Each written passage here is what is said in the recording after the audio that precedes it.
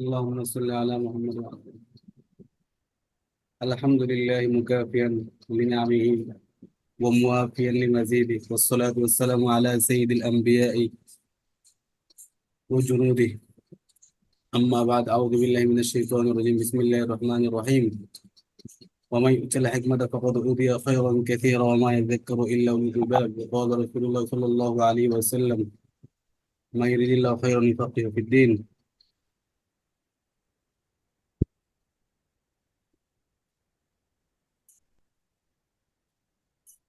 আমরা তাফসিরে জালালাইনের প্রাথমিক আলোচনা সূরার নাম সম্পর্কে এবং বিসমিল্লাহ সম্পর্কে মোটামুটি জেনেছি। আজকে আমরা একবারে সূরা বাকারার শুরুর অংশ, প্রথম আয়াত আলিফ লাম মিম অর্থাৎ হুরুফে মুকাত্তাআতের আলোচনা শুরু করব। আলিফ লাম মিম আল্লাহু আ'লামু বিমুরাদিহি বিযালিক, এখান থেকে আমরা আজকে পড়ব না।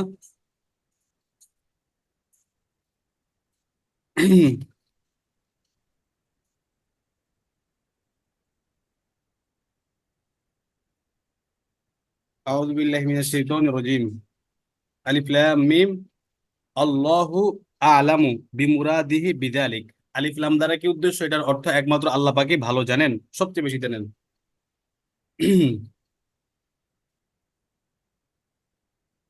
সূরা ফাতিহার সাথে সূরা বাকারার বিশেষ সম্বন্ধ আছে। যেহেতু সূরা ফাতিহার পরে সূরা বাকারা না, এটার যোগসূত্রটা হলো সূরা ফাতিহার সাথে সূরা বাকারার একটা বিশেষ একটা সম্পর্ক আছে। সেটা হলো সূরা ফাতিহাতে যে সকল হেদায়েতের জন্য দরখাস্ত করা হয়েছিল, যে হ্যাঁ ইহদিনাস সিরাতাল মুস্তাকিম সিরাতাল লাযিনা আনআমতা আলাইহিম, হ্যাঁ, যে সকল হেদায়েতের জন্য আল্লাহ পাকের কাছে দরখাস্ত করা হয়েছিল, সূরা বাকারাতে সেই মঞ্জুরি দেওয়া হয়েছে। অর্থাৎ সেই সকল হেদায়েতের যে মঞ্জুরি বা কবুলিয়াত, সেটা সূরা বাকারাতে দেওয়া হয়েছে। তো অথবা এমনও বলা যায় যে এই সূরার তৃতীয় রুকু থেকে আল্লাহ তাআলার জাহিরি ও বাতিনি সাধারণ ও বিশেষ নিয়ামত সমূহের যে ধারাবাহিকতা বর্ণনা শুরু হয়েছে, প্রকৃতপক্ষে ওই সব আলহামদুলিল্লাহি রব্বিল আলামিন এর সাথে সম্পৃক্ত। অর্থাৎ সূরা বাকারার তৃতীয় রুকু থেকে আল্লাহ পাকের অনেক জাহিরি, বাতিনি এবং সাধারণ ও বিশেষ নিয়ামত সমূহের বর্ণনা রয়েছে। তো প্রকৃতপক্ষে এগুলা আলহামদুলিল্লাহি রব্বিল আলামিনের সাথে সম্পৃক্ত। এমনি ভাবে বনী ইসরাইলের অবাধ্যতা সমূহ অবাধ্যতা সমূহ, শাস্তি ও তওবার বর্ণনা, ইবাদত বন্দিগি ও শরীয় বিধানাবলীর বর্ণনা, এসবই হচ্ছে মালিকি ইয়াউমিদ্দিন ইয়্যাকা না'বুদু ওয়া ইয়্যাকা নাস্তাঈন এর ব্যাখ্যা। মালিক ইয়াউমিদ্দিন, বিচার দিবসের মালিক, ইয়্যাকা না'বুদু ওয়া ইয়্যাকা নাস্তাঈন, আমরা আপনারই ইবাদত করি এবং আপনারই কাছে সাহায্য প্রার্থনা করি। এগুলার ব্যাখ্যা হলো কি, ওই যে বনী ইসরাইলের যে অবাধ্যতা সমূহ, তাদের শাস্তি, তওবার বর্ণনা, ইবাদত বন্দিগি ও শরী বিধানাবলীর বর্ণনাগুলাই হচ্ছে কি মালিক ইয়াউমিদ্দিন ইয়্যাকা না'বুদু ওয়া ইয়্যাকা নাস্তাঈন। মানে মূল কথা হলো সূরা ফাতিহার সাথে সূরা বাকারার একটা মানে গভীর একটা সম্পৃক্ততা রয়েছে, বা ও একটা একটার সাথে ওতপ্রোতভাবে জড়িত। ভালো ও মন্দ লোকদের যে ইতিহাস বা পরিণাম বর্ণনা করা হয়েছে, এগুলো মূলত ইহদিনাস সিরাতাল মুস্তাকিম সিরাতাল লাযিনা আনআমতা আলাইহিম গায়রিল মাগদুবি আলাইহিম ওয়ালাদ-দাল্লিনের স্পষ্ট ও উজ্জ্বল বর্ণনা। যেমন আছে আলিফ লাম মিম যালিকাল কিতাবু লা রাইবা ফি হুদাল লিল মুত্তাকিন। কারা মুত্তাকি? আল্লাযীনা ইউমিনুনা বিল গায়ব ওয়া ইউকিমুনাস সালাহ ওয়া মিম্মা রাযাকনাহুম ইউনফিকুন। তো এগুলা মূলত হলো কি, এই যে ইহদিনাস সিরাতাল মুস্তাকিম, হে আল্লাহ আপনি আমাদেরকে সরল সঠিক পথটা দেখান।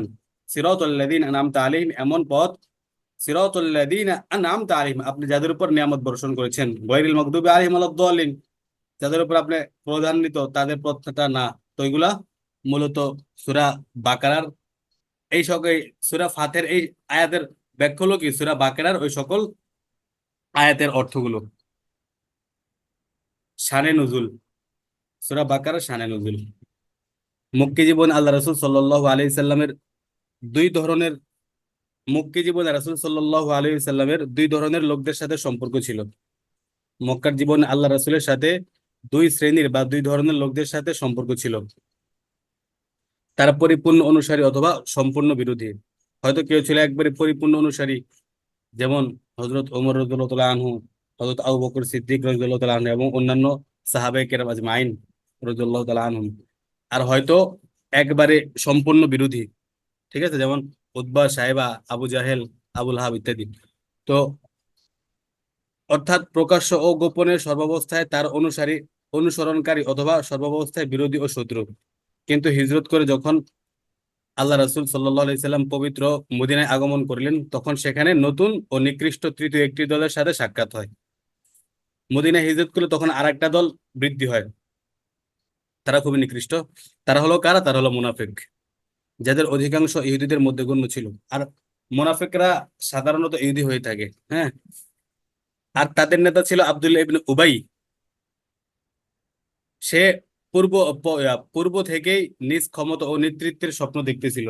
আল্লাহ রসুল সাল্লাল্লাহু আলাইহি সাল্লাম মদিনায় হিজরতের পূর্ব থেকেই আব্দুল্লাহ ইবনে উবাই সেখানের নেতা হিসেবে পরিগণিত ছিল, এবং সে একটা মদিনার, হ্যাঁ, রাজ্যভার বা রাজ্য শাসন সে নিবে এমন একটা অবস্থায় ছিল। কিন্তু আল্লাহ রসুল সাল্লাল্লাহু আলাইহি সাল্লাম যখন হিজরত করে মদিনায় আসেন, তখন তার এই সকল স্বপ্নে যেন ছাই পড়ে গেল। হ্যাঁ। এই জন্য সেও এখানে মুনাফিকদের লিডারগিরি করতেন আল্লাহ রসুল সাল্লাল্লাহু আলাইহি সাল্লামের আড়ালে, দৃষ্টির আড়ালে। কিন্তু আল্লাহ রসুল সাল্লাল্লাহু আলাইহি সাল্লাম মদিনায় আগমনের কারণে যখন আব্দুল্লাহ ইবনে উবাইর আশার গোড়ে বালি পড়ে গেল, অর্থাৎ সে যে একটা একটা একটা নেতৃস্থানীয় পদে বসবেন বা রাজ্যভার নেবেন, সেটাতে সে কি করলো? হতাশ হয়ে গেল আল্লাহ রসুল আসার পরে। তখন সে অত্যন্ত রাগান্বিত হলো। অবশেষে প্রতিদ্বন্দ্বিতার ক্ষমতা না পেয়ে আড়ালে বিরোধিতায় মেতে উঠলো। এই সূরাতে যে যে স্থানে মুমিন ও কাফেরদের আলোচনা করা হয়েছে, ওই সব স্থানে এই খারাপ অন্তর ইসলামের শত্রু তৃতীয় দলটির গোপন ষড়যন্ত্রের পর্দাও পুঙ্খানুপুঙ্খভাবে উন্মোচন করে দেওয়া হয়েছে। অর্থাৎ কোরআন শরীফ বলতে এই সূরাতের যে সকল স্থানে মুমিন এবং কাফেরদের আলোচনা করা হয়েছে, ওই সকল স্থানে মুনাফিকদের, হ্যাঁ, বাহ্যিক অবস্থা এবং অভ্যন্তরীণ অবস্থাকে আল্লাহ পাক তুলে ধরছেন। অর্থাৎ এই সূরার প্রথম রুকুতে মুমিন ও কাফের উভয় দলের সংক্ষিপ্ত আলোচনা রয়েছে, আর দ্বিতীয় রুকু থেকে 13টি আয়াতে মুনাফিকদের আলোচনা রয়েছে। আচ্ছা, এগুলো মোটামুটি এই সূরার শানে নুজুল, সামথিং একটা সংক্ষিপ্ত একটা শানে নুজুল। তো আলিফ লাম মিম এর হলো কি? হুরুফে মুকাত্তাআত। এর প্রসঙ্গে কোরআনে কারিমের 29টি সূরার শুরুতেই কতগুলো বিচ্ছিন্ন হরফ আছে? বিচ্ছিন্ন হরফ বলতে হরফে মুকাত্তাআত, এগুলাকে কি বলে? বিচ্ছিন্ন হরফ বাংলাতে। তো এরকম 29টা সূরাতে এরকম আছে। হ্যাঁ, হরফে মুকাত্তাআত দ্বারা সূরা শুরু হয়েছে, এরকম সূরার সংখ্যা কয়টা? 29টা। যেমন আছে আলিফ লাম মিম সদ, হা মিম, আলিফ লাম মিম সদ, এভাবে। তো এগুলো কোরআনের পরিভাষায় হরফে মুকাত্তাআত। এই হরফগুলোর প্রত্যেকটিকে পৃথক পৃথক ভাবে সাকিন পড়া হয়। এক্ষেত্রে একত্রে যুক্ত অবস্থায় লেখা হলেও, যেমন আলিফ লাম মিম, আমরা তো এভাবে পড়ি না, ভাঙে ভাঙে পড়ি আলিফ লাম মিম, যদি ওগুলো একসাথে লেখা থাকে, কিন্তু আমরা যখন পড়ি তখন এভাবে পড়ি আলিফ লাম মিম, এভাবে পড়ি। আচ্ছা। তো এগুলোকে হরফে তাহাজ্জির মতো পৃথক পৃথক ভাবে পড়া হয় বিধায় মুকাত্তাত বলা হয়। মুকাত্তাত মানে বিচ্ছিন্ন হরফ, অর্থাৎ এক একটাকে আলাদা আলাদা করে পড়া হয়, বিচ্ছিন্ন বিচ্ছিন্ন করে পড়া হয়। এই জন্য এর নাম কি? হরফে মুকাত্তাত। অর্থাৎ হরফে তাহাজ্জির মতো, যেরকম আমরা পড়ি আলিফ বা তা সা, এভাবে। এগুলো মোট 14টি হরফ। হরফে মুকাত্তাত মোট হরফ 14টি, যা আরবি বর্ণমালার অর্ধেক। আরবি বর্ণমালা হলো 29টি, আর এই হরফে মুকাত্তাত হলো কয়টি? 14টি। তো আরবি বর্ণমালার অর্ধেক হলো হরফে মুকাত্তাত। কতক সূরার শুরুতে একটি হরফ আছে, যেমন নুন, কফ, এটিকে আহাদি বলা হয়। হরফে মুকাত্তাতের কিছু নাম আছে, হ্যাঁ, যে সকল সূরায় মাত্র একটা হরফে মুকাত্তাত দ্বারা সূরা শুরু হয়েছে, যেমন নুন ওয়াল কলামি ওয়া মা ইয়াসতুরুন, হ্যাঁ, এরপরে কফ ওয়াল কুরআনিল মাজিদ, এভাবে। তো এগুলার সংখ্যা হিসেবে হরফে মুকাত্তাতের সংখ্যার দৃষ্টিকোণ থেকে এগুলার এক একটা স্বতন্ত্র নাম রয়েছে। তো যে সকল সূরায় একটি হরফ দ্বারা সূরা শুরু হয়েছে, এগুলাকে বলা হয় কি? আহাদি। আর কতক সূরার শুরুতে দুইটি হরফ রয়েছে, যেমন হামিম, হ্যাঁ, হামিম, এভাবে অনেকগুলো রয়েছে। যেমন হামিম, তো এগুলাকে কি বলা হয়, যেগুলা দুইটি হরফ, দুইটি হরফ দ্বারা, হ্যাঁ, দুই হরফ বিশিষ্ট দ্বারা, দুই হরফ বিশিষ্ট শব্দ দ্বারা যে সকল সূরা শুরু হয়েছে হরফে মুকাত্তাআতের, ওইগুলোকে বলা হয় সুনাসি। এক হলে আহাদি, দুই হলে সুনাসি। আর যদি তিনটি,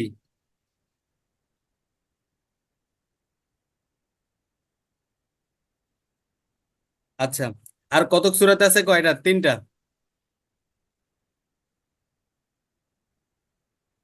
যেমন আলিফ লাম মিম, আলিফ লাম মিম, তিনটা, এগুলোকে বলা হবে সুলাসি। আর যদি এভাবে রুবাই এবং খুমাসি, চারটা হলে রুবাই, হ্যাঁ, আর পাঁচটা হলে খুমাসি, তো পাঁচটার বেশি হয় না। আর আর এই ভাষায় আপনি দেখবেন না যে পাঁচ হরফে, পাঁচ হরফ থেকে বেশি কোনো শব্দ আছে, মানে পাঁচ হরফ বিশিষ্ট শব্দের বাইরে কোনো শব্দ নেই। ঠিক আছে, অর্থাৎ ছয় অক্ষর বিশিষ্ট, সাত অক্ষর বিশিষ্ট এরকম কোনো শব্দ আরবি ভাষাতে নাই, পাইবেন না। সর্বোচ্চ পাঁচটা শব্দ, পাঁচটা অক্ষর বিশিষ্ট শব্দ হয়। তো এক হরফ হলে কি বলা হয় আহাদি, দুই হরফ হলে সুনাসি, তিন হরফ হলে সুলাসি, চার হলে রুবাই, আর পাঁচ হলে কি খুমাসি। আর পাঁচ হরফের বেশি শব্দ হয় না আরবি ভাষাতে। এখন এখানে জানার বিষয় যে হরফে মুকাত্তাআতের তাৎপর্য কি, এটার হেকমতটা কি, এটা কেন আল্লাহ পাক দিয়েছেন। আল্লাহ পাক তো উত্তর দিয়ে দিয়েছেন এখানে, বা শারির রহমতুল্লাহ, আল্লাহু আলামু বিমুরাদি বিদালিক। এই বাক্যটির দ্বারা কি উদ্দেশ্য, এটা আল্লাহ পাকই ভালো জানেন।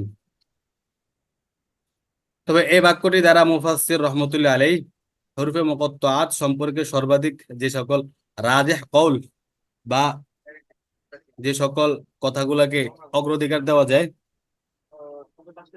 সেদিকে ইঙ্গিত করেছেন। আর তাহলে এই সমস্ত হরফ মুতাশাবিহ শ্রেণীর অন্তর্ভুক্ত, যার মর্ম সম্পর্কে একমাত্র আল্লাহ তাআলাই অবগত রয়েছেন। ঠিক আছে, তো মুসান্নিফ রহমতুল্লাহ লেখেন এই যে মুফাসসিররা এই হরফে মুকাত্তাআতকে মুতাশাবিহ আয়াতের সাথে, বা মুতাশাবিহ যে সকল বিধান রয়েছে, বিধান রয়েছে এগুলোর সাথে সম্পৃক্ত করেন, যেগুলোর অর্থ এবং মর্ম একমাত্র আল্লাহ পাকই জানেন।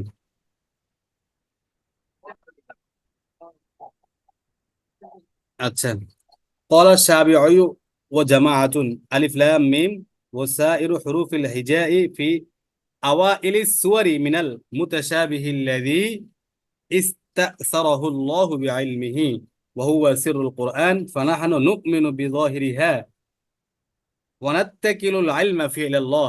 তাই ইমাম শাবি রহমতুল্লাহ আলাইহি এবং একটা দল বলতেছেন যে আলিফ লাম মিম এবং এই ধরনের যত হরফ রয়েছে যেগুলা সূরার শুরুতে আসে, হ্যাঁ, এগুলা ওই সকল মুতাশাবিহ আয়াত অথবা বিধানের অন্তর্ভুক্ত, যেগুলোর অর্থ আল্লাহ পাকের ইলমে রয়েছে। আর এগুলো হলো কি সিরুল কোরআন, কোরআন শরীফের একটা ভেদ। তো বলতেছেন আমরা এটার উপরে ফানাহানু নুমিনু বিযাহিরিহা, আমরা এটার বাহ্যিকতার উপরে কি করব, ঈমান আনবো। আর এটার অর্থের ওয়ানাত্তাকিলুল ইলমা ফি ইলাল্লাহ, আর এটার অর্থটা এবং এটার অর্থ জানাটা কি আল্লাহ পাকের উপরেই কি করব, তাওয়াক্কুল করব, অর্থাৎ আল্লাহ পাকের এটার অর্থটা ভালো জানেন। আর ক্বাল আবু বকর সিদ্দিক রাদিয়াল্লাহু আন ফি কুল্লি কিতাবিন সিররুন ওয়া সিররুল্লাহি ফিল কুরআনি আওয়াইলুস সুওয়ার সুওয়ার। হযরত আবু বকর সিদ্দিক রাদিয়াল্লাহু তাআলা আনহু বলেন যে প্রত্যেক কিতাবের এক একটা কি থাকে, গোপন ভেদ থাকে। আর আল্লাহ পাকের সিররুল্লাহ ফিল কুরআনি, আর কোরআনে আল্লাহ পাকের ভেদ হলো কি আওয়াইলুস সুওয়ার, এই সূরার শুরুতে যে সকল হরফে মুকাত্তাআত রয়েছে এগুলো কি আল্লাহ পাকের একটা ভেদ। ওয়াকাল আলী রাদিয়াল্লাহু আনহু ইন্না লিকুল্লি কিতাবিন সাফওয়াতুন ওয়া সাফওয়াতু হাযিহিল কিতাবি হুরুফুত তাহাজ্জি। প্রত্যেক কিতাবের একটা সফওয়া রয়েছে, হ্যাঁ, আর ওয়া সাফওয়াতু হাযাল কিতাব, আর এই কিতাবের সফওয়াটা হলো হুরুফে তাহাজ্জি।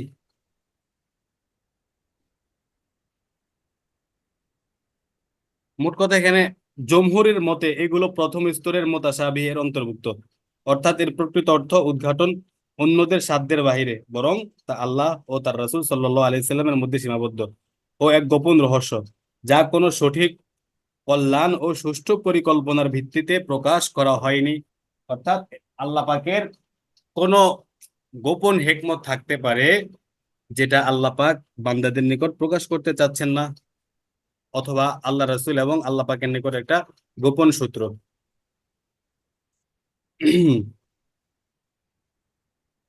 আচ্ছা,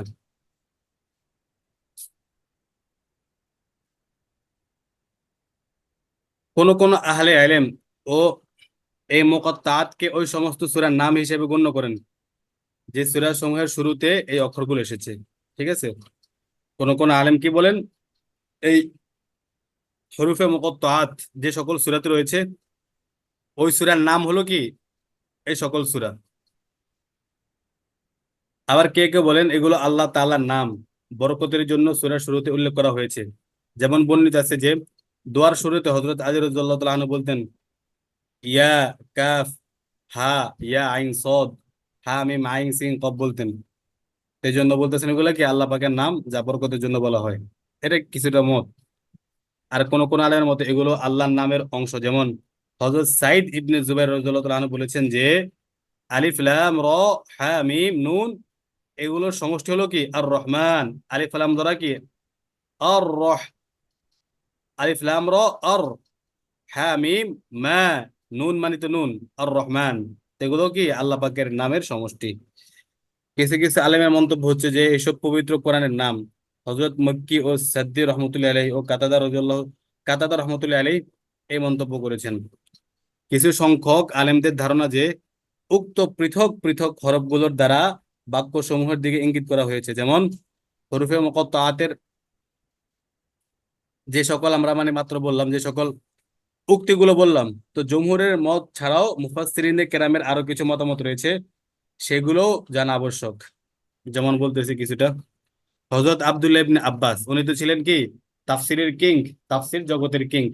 আল্লাহ রাসূল সাল্লাল্লাহু আলাইহি সাল্লাম তার জন্য দোয়া করে গিয়েছিলেন আল্লাহুম্মা ফাক্কিহু ফিদ্দিন ওয়া আল্লিমহু তা'ওয়িলা, মানে ওয়া আল্লিমহু তা'ওয়িলাল কুরআন বা ফিকহের তাওয়িল। তো হযরত আব্দুল্লাহ ইবনে আব্বাস রাদিয়াল্লাহু তাআলা আনহু থেকে বর্ণিত আছে, তিনি বলেন কি আলিফ লাম মিম এর আলিফ দ্বারা আলাউল্লাহ অর্থাৎ আল্লাহ পাকের নিয়ামত সমূহ উদ্দেশ্য। আলাউন মানে নিয়ামত, আল উন ওয়াহেদ, আলাউন হলো জমা বহুবচন। তো আলা উল্লাহ মানে কি আল্লাহ পাকের নিয়ামত সমূহ উদ্দেশ্য এখানে তিনি বলতেছেন আলিফ লাম দ্বারা। আচ্ছা, আলিফ দ্বারা বলছেন কি আলা উল্লাহ আল্লাহ পাকের নিয়ামত। আলিফ লাম মিম, এখন লাম, লাম দ্বারা অর্থ হলো লুৎফ অর্থাৎ দয়া বা অনুগ্রহ, দয়া বা অনুগ্রহ লাম দ্বারা। মিম দ্বারা উদ্দেশ্য মুলক বা রাজত্ব, অর্থাৎ আল্লাহর রাজত্বের সকল নিয়ামত। ঠিক আছে, তালিফ লাম মিম উনি এটা দ্বারা উদ্দেশ্য বের করেন কি আলা উল্লাহ লুৎফ আর কি মুলক অর্থাৎ আল্লাহর রাজত্বের সকল নিয়ামত, তারই অনুগ্রহ ও মহত্বের দান। তিনি আরো বলেন আলিফ লাম মিম মূলত ছিল আনাল্লাহু আ'লাম, মানে আল্লাহ পাক বলতেছেন কি আলিফ লাম মিম মানে আনাল্লাহু আ'লাম, আমি আল্লাহ পাকে সবচেয়ে জ্ঞানী। তা এটার সার সংক্ষেপ আলিফ লাম মিম আনাল্লাহু আ'লাম এর কি সার সংক্ষেপ উনি বলেন এটা। এটা তাফসিরে মাজিদিতে আছে লেখা এটা।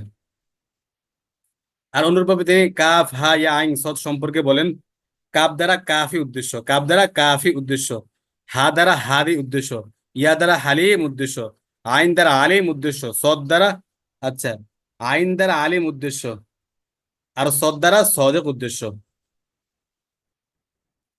অথবা আলিফ দ্বারা আল্লাহ, লাম দ্বারা জিব্রাইল আলাইহিস সালাম, মিম দ্বারা হযরত মুহাম্মদ সাল্লাল্লাহু আলাইহি সাল্লাম উদ্দেশ্য হতে পারে। অর্থাৎ আল্লাহর কালাম হযরত জিব্রাইল আলাইহিস সালামের মাধ্যমে হযরত মুহাম্মদ সাল্লাল্লাহু আলাইহি সাল্লামের উপরে নাজিল হয়েছে।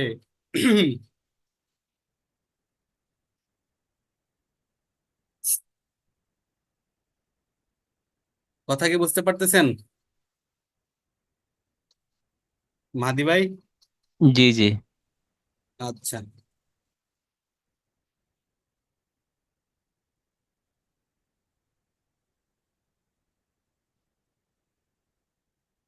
একজন মুফাসসির আছেন ওনার নাম হলো কুত্রুব রাদিয়াল্লাহু রহমাতুল্লাহ আলী।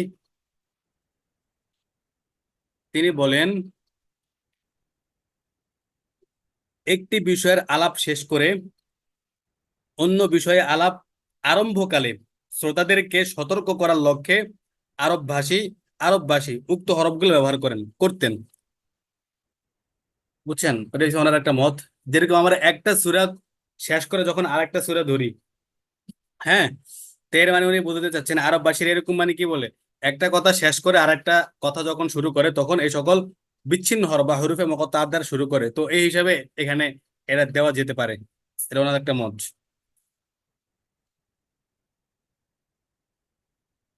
আলহামদুলিল্লাহ। আবুল আলিয়া নামক একজন মুফাসসির আছেন, তিনি বলেন আবজাদ, আবজাদ মানে হলো আরবি হরফের মান। হ্যাঁ, আরবি হরফের মান সংখ্যা, মান মানে অর্থাৎ আলিফের কত মান, বায়ের কত মান, ঠিক আছে, সায়ের কত মান, এগুলোকে বলে আবজাদ। তো তিনি বলেন, আবু আলিয়া বলেন যে আবজাদের হিসাব মতে উক্ত হরফগুলোতে জাতি ও ধর্মসমূহের ইতিহাস, তাদের উত্থান ও পতনের কাহিনী লুক্কায়িত রয়েছে। যেমন কোন ইয়াহুদি যখন আল্লাহ রসুল সাল্লাল্লাহু আলাইহি সাল্লামের দরবারে উপস্থিত হয়েছে এবং তিনি তাদের সামনে আলিফ লাম মিম পড়েছেন, কোন ইহুদিরা, কোন ইহুদি আল্লাহ রসুল সাল্লাল্লাহু আলাইহি সাল্লামের নিকট আসলেন, তখন আল্লাহ রসুল আলিফ লাম মিম এটা পড়লেন। তখন তারা বলতে লাগলো যে যে ধর্মের স্থিতিকাল মাত্র 71 বছর, সেই ধর্ম আমরা কিভাবে গ্রহণ করব? ওই যে আলিফ লাম মিম, আলিফ লাম মিম, এই তিনটা অক্ষরের মানে হরফের যে মান, এই সবগুলো মিলে হয় কি 71 বছর। তো যখন আল্লাহ রসুল তাদের সামনে আলিফ লাম মিম এটা পড়েন, তখন তারা বলে মানে হরফের দৃষ্টিকোণ থেকে, হরফের মানের বা হরফের সংখ্যার দৃষ্টিকোণ থেকে, যেটাকে আরবিতে বলে আবজাদ, তো আবজাদ হিসেবে এটার সমষ্টি হয় 71। তো তারা বলতেছে যে এই ধর্মের মাত্র 71 বছর যার স্থায়িত্ব, হ্যাঁ, বা স্থিতিকাল, সে ধর্ম আমরা কিভাবে গ্রহণ করব? এই কথা শুনে আল্লাহ রসুল সাল্লাহ সাল্লাম মুচকি হাসি দিলেন। তারপর যখন তার কাছ থেকে আরো কিছু জানার আগ্রহ প্রকাশ করা হলো, তখন তিনি পড়লেন আলিফ লাম মিম সদ, আলিফ লাম মিম র, পড়ে শোনান এগুলা। তখন তারা বলতে লাগলো যে এই হরফগুলোর সংখ্যা হলো 161 ও 272, এবং প্রথমটির চেয়ে বেশি। তাই ব্যাপারটি এখন আমাদের উপর জটিল হয়ে গেল, অতএব এখন আমরা এর কোনো ফয়সালা করতে পারছি না। ঠিক আছে। তো আবুল আলিয়া মূলত বুঝাতে চাচ্ছেন যে এখানে হরুফে মুকত্তাআতের মানে হলো ওইগুলার মানে এই সকল অক্ষরের যে সামষ্টিক যে একটা সংখ্যা বের হয়, এগুলা দ্বারা কোনো জাতির, কোনো ধর্মের, হ্যাঁ, ইতিহাস, ঐতিহ্য বা ওইগুলোর স্থিতিকাল বা স্থায়িত্ব কি বুঝান, যেরকম একটা ঘটনা দ্বারা তিনি কি করছেন, রেফারেন্স দিয়েছেন। তো এটা একটা ওনার একটা মত। আবার কেউ কেউ মনে করেন যে যখন কোরআনে কারিম নাজিল হয়েছে, সেই যুগের বর্ণনা ধারায় এই ধরনের বিচ্ছিন্ন হরফের ব্যাপক ব্যবহার ছিল।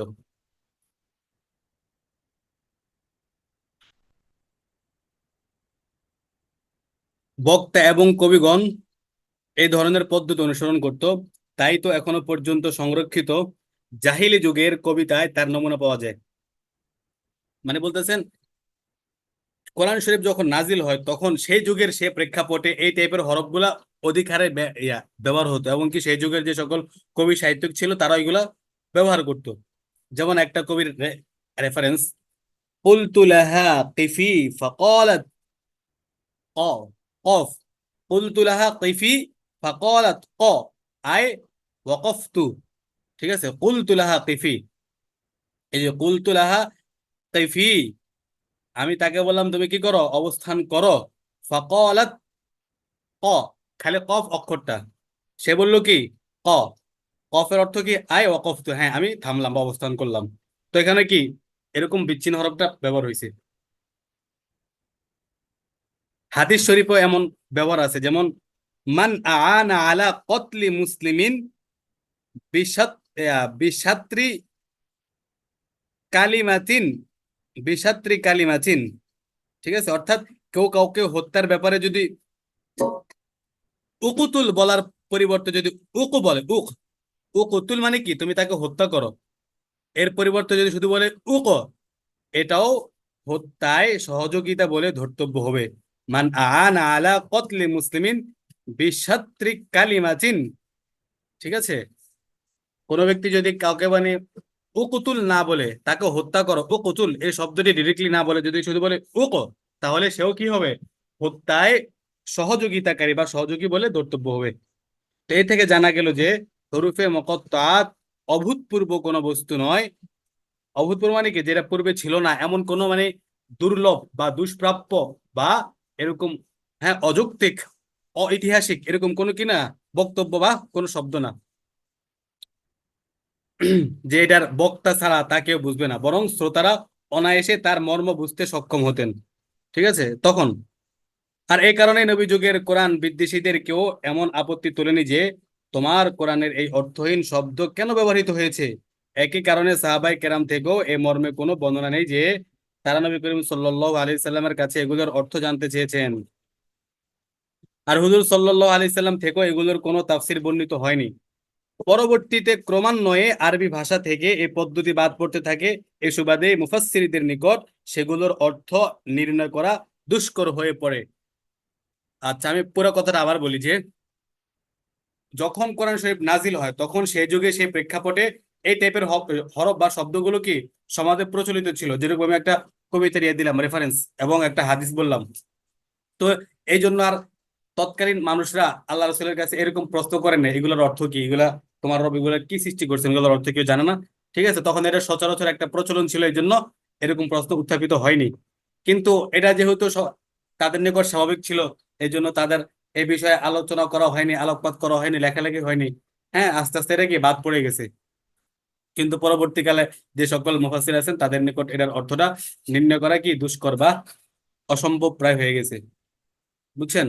এটা হচ্ছে তার একটা মত। এই জন্য সবাই বলে কি আল্লাহ আলামু বিমুরাদি বিজালিক, এটার অর্থ একমাত্র আল্লাহ পাকে ভালো জানেন। এটা হলো ওনার একটা মত। এখন দেখেন, আল্লামা ইদ্রিস কান্দুলবি রহমতুল্লাহ আলাইহি, ইদ্রিস কান্দুলবি রহমতুল্লাহ আলাইহি না, ইলিয়াস কান্দুলবি রহমতুল্লাহ আলাইহির উনি কোনো আত্মীয় হন। তো ইদ্রিস সম্ভবত ওনার মানে পূর্বপুরুষ কে হইতে পারেন। আল্লামা ইদ্রিস কান্দুলবি রহমতুল্লাহ বলেন, আমার ধারণা মতে এই সকল মন্তব্য ও মতামত যথাস্থানে প্রতিটি সঠিক। আরবি ভাষার দিক দিয়ে এগুলো হরুফে তাহাজ্জি এর নাম, আর শরীয়তের বাহ্যিক বিধানুসারে এগুলোকে মুতাশাবিহাত এবং আল্লাহর গোপন রহস্য যার মর্ম সম্পর্কে সাধারণভাবে মানুষকে অবহিত করা হয়নি, আর না তাদের মাঝে সে যোগ্যতা আছে, এজন্য এগুলোর প্রতি ঈমান আনা আবশ্যক। এগুলো মর্ম অনুসন্ধান ও ঘাটাঘাটি করা নিষেধ। ঠিক আছে, এক কথায় তার এটার উপর ঈমান আনবো, যেহেতু এটার অর্থ আল্লাহ পাক ছাড়া কেউ জানে না, এই জন্য এটার মর্ম অনুসন্ধান ও ঘাটাঘাটি করা একেবারে নিষেধ। মান্যবর মুফাসসির জালালউদ্দিন রহমতুল্লাহ তিনি আল্লাহু আলামু বিমুরাদি বিজালিক বলে এদিকে ইঙ্গিত করেছেন, যেহেতু এর মর্ম না জানলে দিনের মৌলিক বিষয়ে কোনো সমস্যা দেখা দেয় না, এই জন্য কোনো আপত্তি করা ও এর মর্ম উদ্ধারে লেগে থাকা সমীচীন নয়। ঠিক আছে, এটার অর্থ না জানলে বা মর্ম উদ্ধার না করতে পারলে দিনের কোনো ক্ষতি হবে না, বা এমন কোনো মৌলিক বিষয় কোনো ছুটে যাবে না। তো এই জন্য মুস্তানিব রহমতুল্লাহ এটা নিয়ে এত বাড়াবাড়ি করেননি। আবার কেউ কেউ বলেন যে এগুলো সংশ্লিষ্ট সূরার বিষয়বস্তুর সারসংক্ষেপ।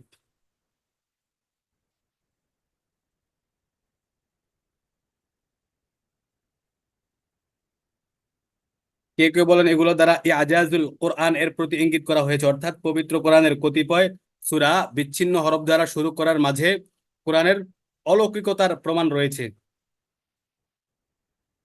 আচ্ছা, যেমন কাফিরদের লক্ষ্য করে বলা হয়েছে, এই কোরআন মাজিদ যেটি আল্লাহর কালাম হওয়ার ব্যাপারে তোমরা সন্দেহ করো, সেটি এমন কিছু হরফের সমন্বয়ে রচিত যেসব হরফ দিয়ে তোমরা নিজেদের কথা ও বাক্য গঠন করে থাকো।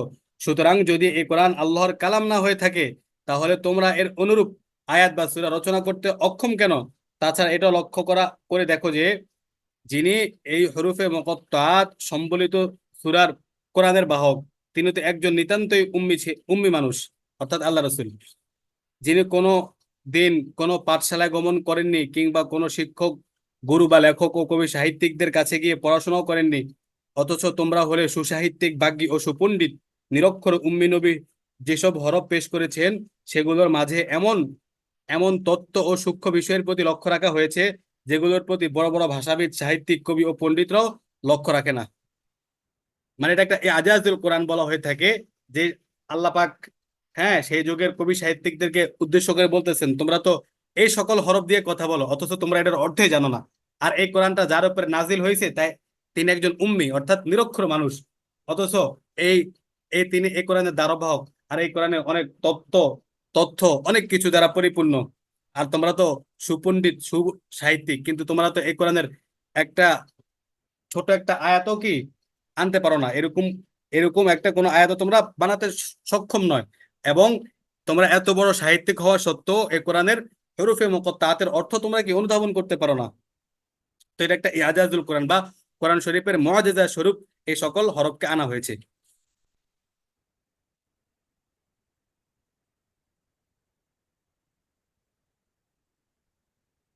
আল্লামা সুলাইমান জামাল রহমতুল্লাহ, তিনি একেবারে এতক্ষণ যা বললাম এখন ওনার কথা দ্বারা শেষ করব।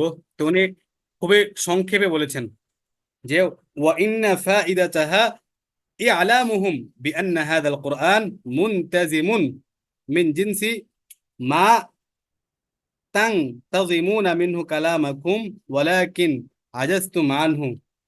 এটা হাশিয়াতুল জামালে আছে।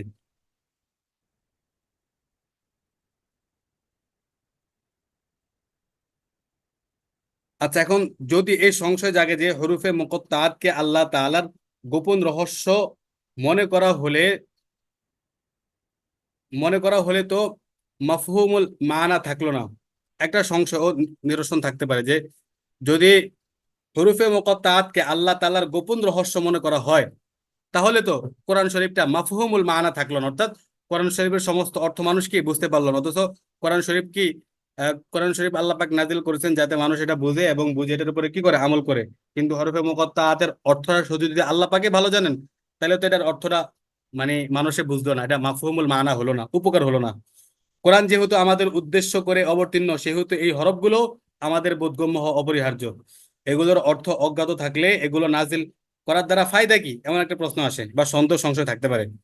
এটার জবাবে বলা যেতে পারে যে কোরআন নাজিলের উদ্দেশ্য শুধু অর্থ বোঝার মাঝে সীমাবদ্ধ নয়, বরং কোরআনের বহু স্থান এমন আছে যেগুলোতে শুধু বান্দার ঈমান আনাই উদ্দেশ্য। অনুরূপভাবে হরফে মুকত্তাত নাজিল করার উদ্দেশ্য হলো মানুষ এগুলোর উপর ঈমান আনবে এবং এগুলো আল্লাহ তাআলার পক্ষ থেকে হওয়ার কথা ইয়কিন করবে, যাতে বান্দার পরিপূর্ণ আনুগত্য প্রকাশ পায়। কোরআন শরীফের সমস্ত আয়াতের অর্থ বুঝে এমনকি সমস্ত আয়াতের উপর আমল করা আবশ্যক না। ঠিক আছে, কিছু কিছু মানে অর্থ বুঝে আমল করা আবশ্যক না, বা সবকিছু একবার বুঝতে হবে এটাও কিনা আবশ্যক না। এমন অনেক বিষয় আছে যেগুলো আমরা জানি না, বুঝি না, তবু এগুলোর উপর ঈমান আনা আবশ্যক। তো হরুফে মুকাত্তাত এমন একটা বিষয় যেগুলোর অর্থ যদি আমরা জানি না বা আল্লাহ পাক আমাদেরকে জানান নাই, তবুও এগুলো যে আল্লাহ পাকের পক্ষ থেকে নাজিলকৃত কিছু হরফ এবং এটার অর্থ যে আল্লাহ পাকে ভালো জানেন, এটার উপর আমাদের কি ঈমান আনতে হবে। এটাও একটা আমাদের কি ঈমান বিল গায়বের মতো। কারণ আমরা যারা মুসলমান তারা তো আমরা আল্লাহ পাককে না দেখে বিশ্বাস করি। তো এটা ছিল মূলত হরফে মুকাত্তাতের একটা মোটামুটি একটা আলোচনা। যালিকা আই হাযাল কিতাবুল্লাযী ইয়াকরাউহু মুহাম্মদ সাল্লাল্লাহু আলাইহি ওয়াসাল্লাম লা রাইব। হ্যাঁ, যালিকা, যালিকা দ্বারা কি উদ্দেশ্য? আই হাযাল কিতাব, অর্থাৎ এই কিতাব আল্লাযী ইয়াকরাউহু মুহাম্মদ সাল্লাল্লাহু আলাইহি সাল্লাম, যা আল্লাহ রাসূল সাল্লাল্লাহু আলাইহি সাল্লাম কি করেন, পাঠ করেন। লা রাইবা শাক্কা ফি, যে আন্নাহু মিন ইনদিল্লাহ, এর ভিতরে কোনো কি নাই, সন্দেহ সংশয়ের অবকাশ নাই যে এটা আল্লাহ পাকের পক্ষ থেকে নাজিল হয়েছে।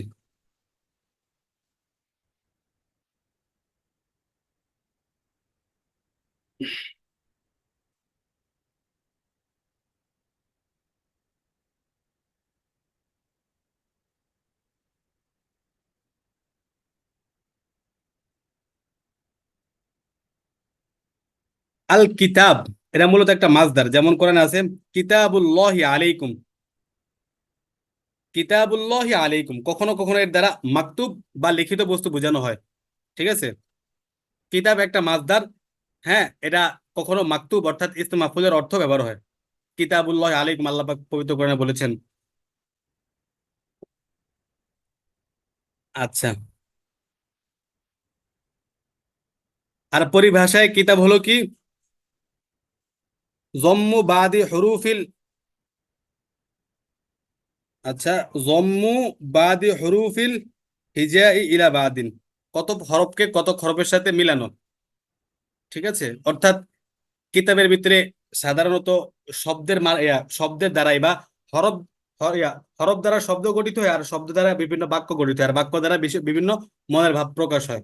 অর্থাৎ যেগুলোর মানে সূচনাই হরফ থেকে। তো এরকম মানে বিভিন্ন হরফ দ্বারা যে সকল কথা বা বাক্য গঠন করা হয়, সেটাই কিতাবের ভিতরে থাকে। আচ্ছা, এরপরে দেখেন লা রয়িব। রয়িবের আবিধানিক অর্থ কি? আশাক্কু মা মা মা তুহমা। আশাক্কু মা তুহমা অর্থাৎ অপবাদ সহ সন্দেহ করা, সংশয় করা, সংশয় করা। আশাক্কু মা তুহমা, এটা হলো রয়বের অর্থ।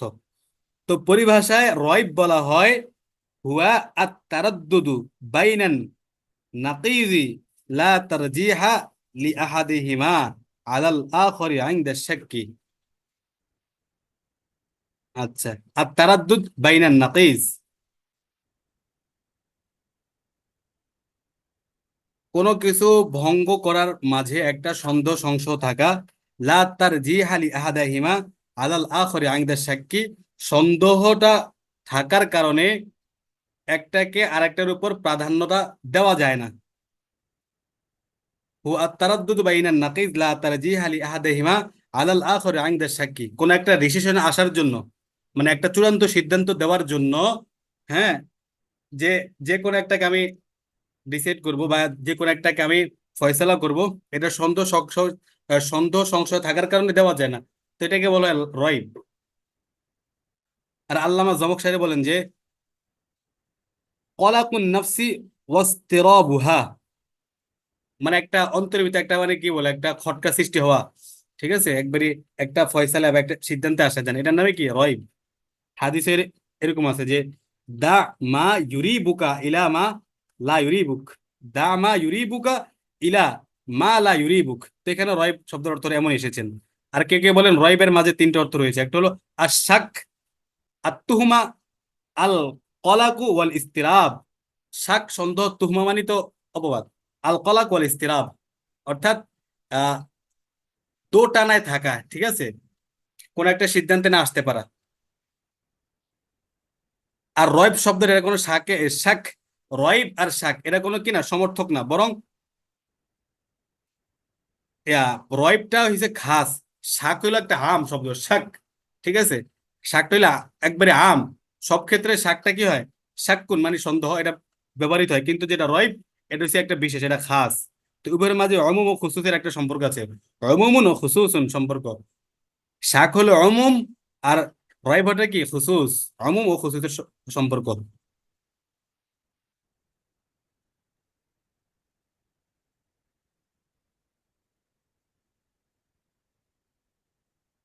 আচ্ছা, কয় মিনিট হয়েছে? 40 মিনিট না? মিটিং এখন অফ হয়ে যাবে, হ্যাঁ।